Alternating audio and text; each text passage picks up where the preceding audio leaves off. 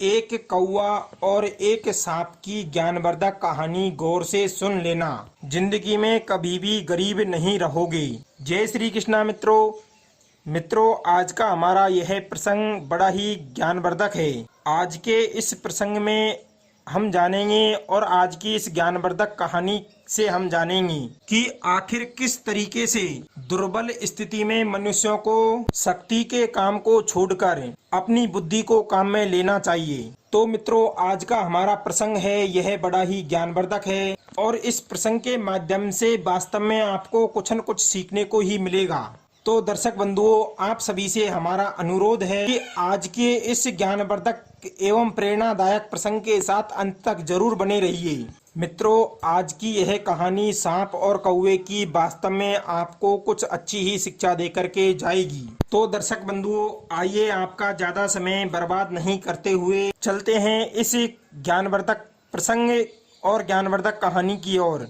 मित्रों, बहुत समय पहले की बात है। एक जंगल में एक बरगद का पेड़ हुआ करता था। दर्शक बंधुओं, उस बरगद के पेड़ की टहनी पर एक कौवा और उसकी पत्नी दोनों रहा करते थे। दर्शक बंधुओं, वो दोनों पति पत्नी अपने जीवन को बड़ी सुखी से काट रहे थे। रोजाना सुबह होते ही भोजन की तलाश में कौवा और कौवी दोनों भोजन की तलाश में जंगल में चले जाते थे। उधर शाम होते ही वापस अपने घोंसले में आकर के बैठ जाते थे। इस तरीके से उनके जीवन की दिनचर्या खूब अच्छी तरीके से चल रही थी। मित्रों, फिर एक बार कौवी गर्भवती हो जाती है। कौवी को गर्भवती देख करके दोनों कौवा और कौवी दोनों ही बड़े ही प्रसन्न होते हैं। दर्शक बंधुओं, जिस बरगद के पेड़ की टहनी पर वो कौवा और कौवी रहते थे, वहां पर एक दिन उस पेड़ की जड़ के कोह में एक सांप आकर के रहने लग जाता है। मित्रों, उस कौवे और कौवी को इस बात का कुछ भी पता नहीं था कि जिस पेड़ की डाल पर वो रहते हैं कि ठीक उस पेड़ की कोह में जड़ में एक सर्प रहता है। मित्रों, फिर कई दिनों बाद समय बीतता चला जाता है और समय आने पर कौवी एक दिन कई सारे अंडे दे देती है। मित्रों, अपने बच्चों की आने की खुशी के कारण कौवा और कौवी दोनों फूला नहीं समा रहे थे खुशी के मारे।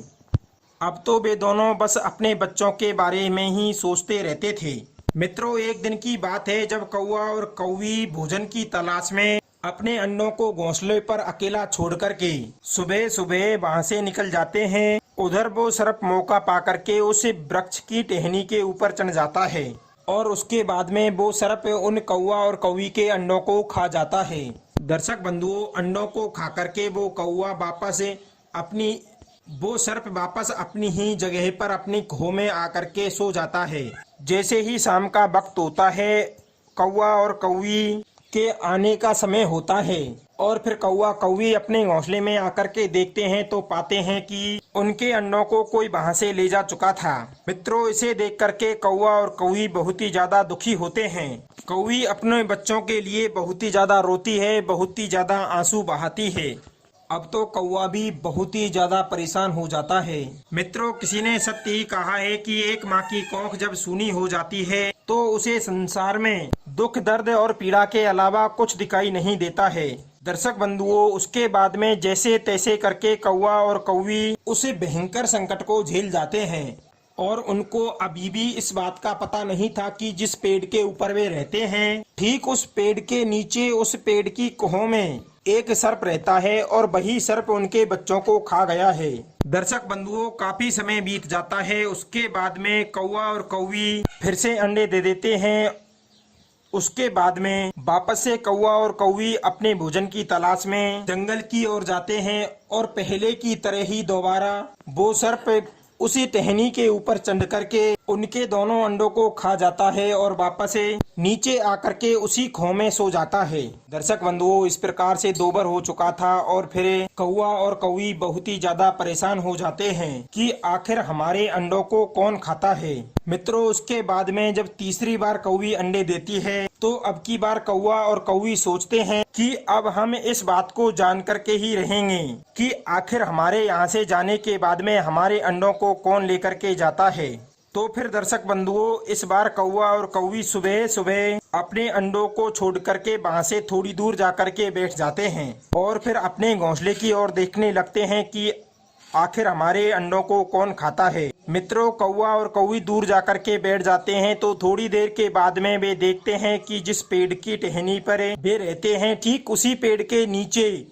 जड़ में, पेड़ की खो में से एक भयंकर काला सर्प निकलता है और वो सर्प उनके घोंसले में जाकर के उनके अंडों को खा जाता है। दर्शक बंधुओं, अपनी आंखों के सामने अपनी संतान को मरते हुए देख करके कौवी और कौवा अत्यधिक ज्यादा दुखी हो जाते हैं, बहुत ही ज्यादा परेशान हो जाते हैं और उसके बाद में कौवा और कौवी सोचने लगते हैं कि अब हम इस जगह पर और नहीं रुक सकते और अगर हम यहाँ पर रहेंगे तो यह सर्प हमारी संतान को कभी भी फलने फूलने नहीं देगा और हम हमेशा के लिए ही बिना संतान के रह जाएंगे। दर्शक बंधुओं, फिर उसके बाद में कौवा और कौवी उस पेड़ को छोड़कर जाने का निर्णय कर लेते हैं। प्रिय दर्शकों, उसके बाद में दूसरे दिन वो कौवा और कौवी उस जंगल को छोड़कर जाने ही वाले थे। तभी उन दोनों ने सोचा कि हमको इसको छोड़कर जाने से पहले हमारी पुरानी मित्र गिद्ध है, उस गिद्ध मित्र से मिलकर के जाएंगे। दर्शक बंधुओं, उसके बाद में जाने से पहले वे कौवा और कौवी अपने गिद्ध मित्र के पास चले जाते हैं और